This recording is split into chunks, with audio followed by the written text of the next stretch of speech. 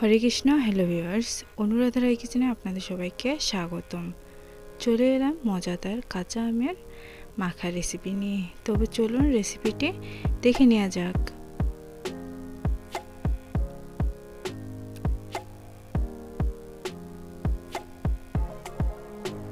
এখানে আমি কাঁচা আম নিয়ে নিয়েছি।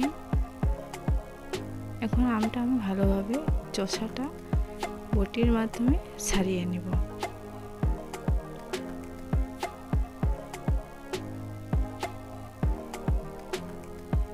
আমটা আমি ভালোভাবে ছাড়িয়ে নিয়েছি। এখন মাঝখান থেকে দুভাগ করে নেব, আর মাঝখানের যে বীজটা সেটা আমি ফেলে দেব।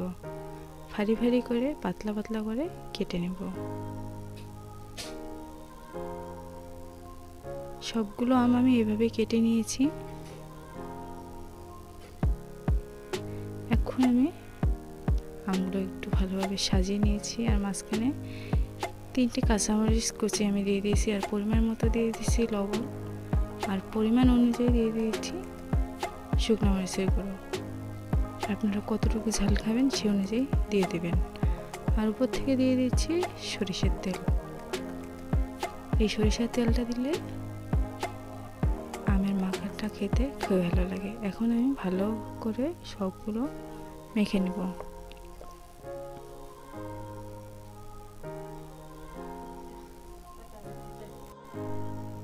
আমি হাতের সাহায্যে ভালো করে সবগুলো আম মেখে নেব।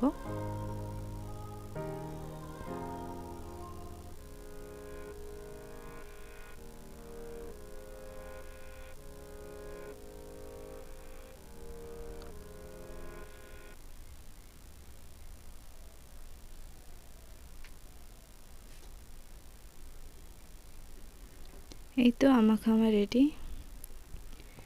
খুবই ভালো খেতে লাগে এই আমের মাখাগুলো।